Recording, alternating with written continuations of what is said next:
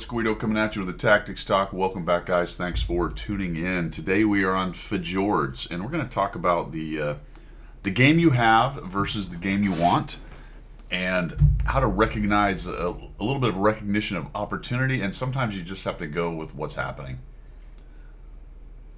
Watch what your team does, and you got to go, right? You can look at it and go, that's dumb, why are they doing that? And sometimes you can just hang back and let somebody be stupid and Yolo, right? But take a look at the bigger picture and say, all right, what are our chances with what's going on, and how do I react to that? Do I go with it, or do I let them die? So that's the setup, fellas. Let's get going. Manticore, tier 10, in a tier 10 and 9 battle on Fjords. Take it away. I'm just furiously typing in there on. I struggle a little bit with this map, and I was curious because as I was thinking about this map, dangerous thing thinking, it occurred to me that it's one of the more asymmetric maps, right? So many of their maps kind of have a mirror image-ish kind of thing going on, where one side and the other side are kind of close, or they have very much a corollary position on the other side. This one is very unusual. You've got the north part that the green team can get to, that the east team can get to. You've got the center camping hole down that the purple team can get to. You've got that central hill that you can actually climb up on that both teams can kind of get to, but not really symmetrically. You've got that bottom corner, the heavy brawl canyon down there, which is quite different on both sides. There's a bit of a hold down, so there is some evenness there, but it's relatively asymmetric as well. So I wondered, I'm like, it's so asymmetric, but I don't recall it being particularly good on one side or the other. So I looked at the stats on tomato.gg, and it is one of the most balanced maps.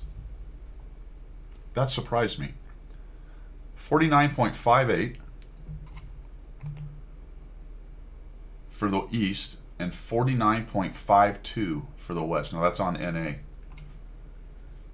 And you don't see it because I would have to scroll down for you to see what I'm looking at. Here we go. Oh, and I would have to move it because what is happening? This is terrible. Awful. Oh my gosh. All right. I really should start this video over, but we're not going to do that. There it is. Fjords. All right. Right here. Interesting, isn't it? That surprised me. So I struggle a bit on this map in light tanks. Heavies, mediums, all right. TDs, okay.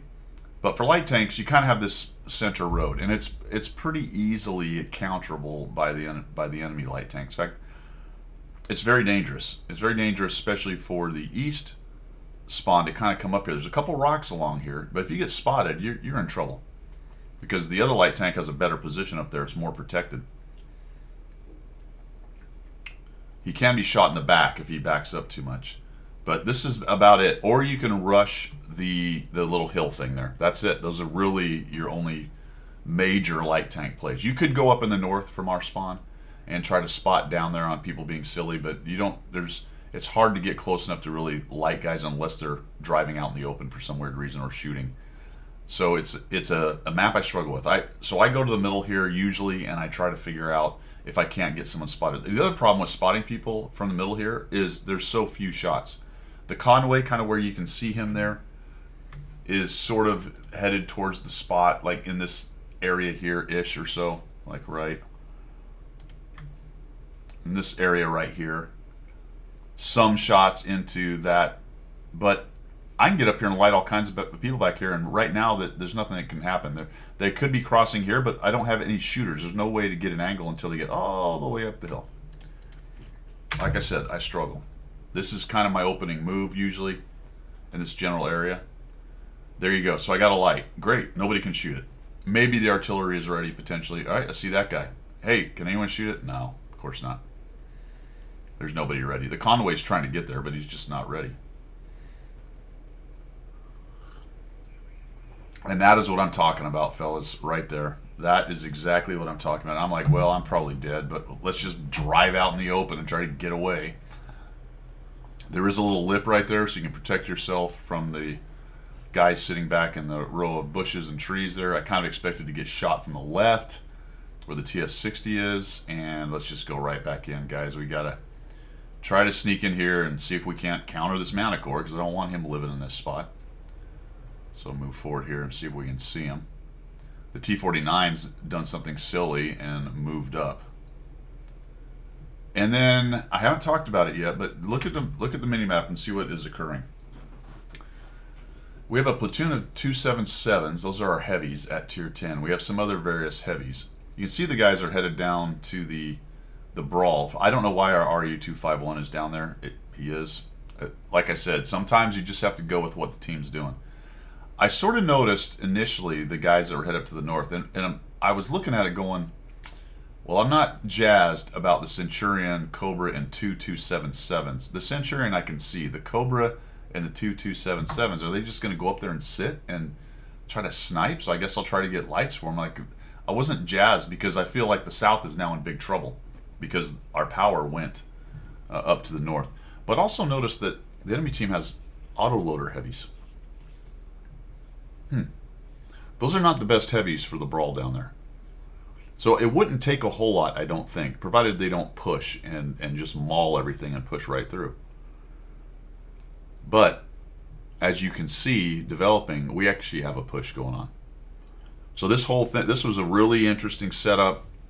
The tanks are interesting in terms of what we had on the top tiers. We have now a platoon, Jewel Snake and Portable Phantom. They're YOLO, fellas, right? This is the choice they have made. Notice one of them's using hardening. He's got 2,340 hit points. The other guy's not, at 2,200.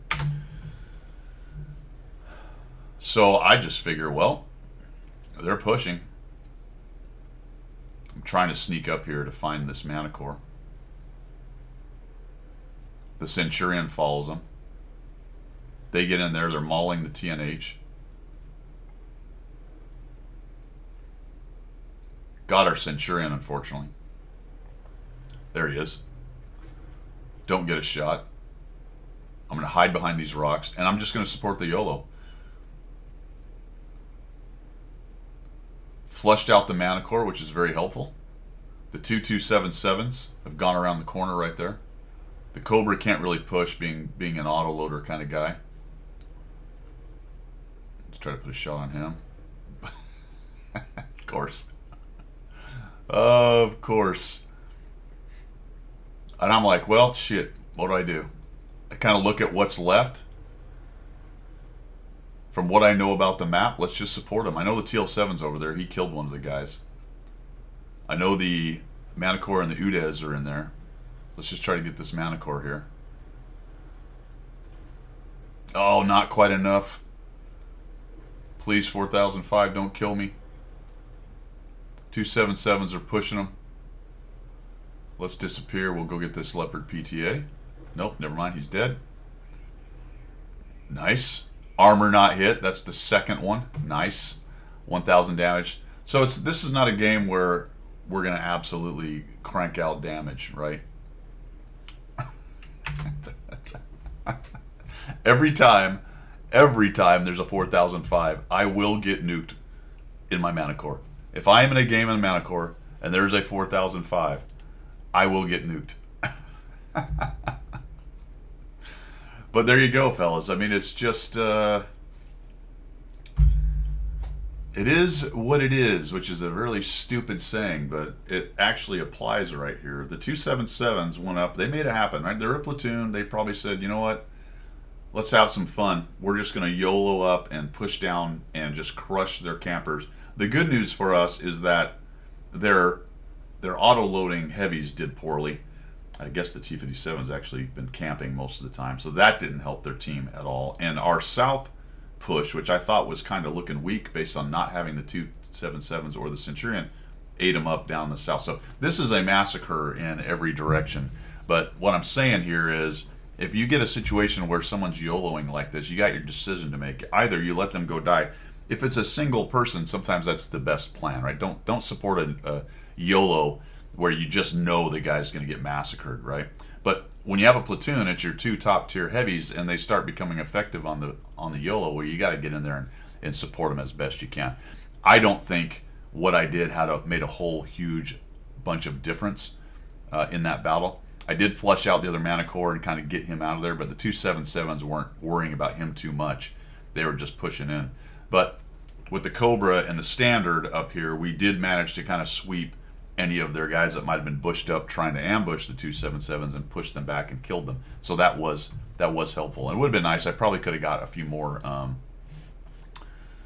assist points and some damage if I hadn't been zapped by the 4005 being over aggressive. But there you go, your decision kind of matrix, decision tree supporting the YOLO. Sometimes that's actually the best move.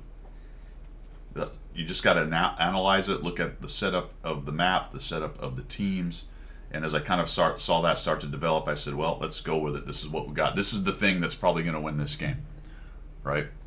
Now, we massacred them down the south as well, but it turns into a Rumpelstiltskin. But how do you think that ball gets rolling?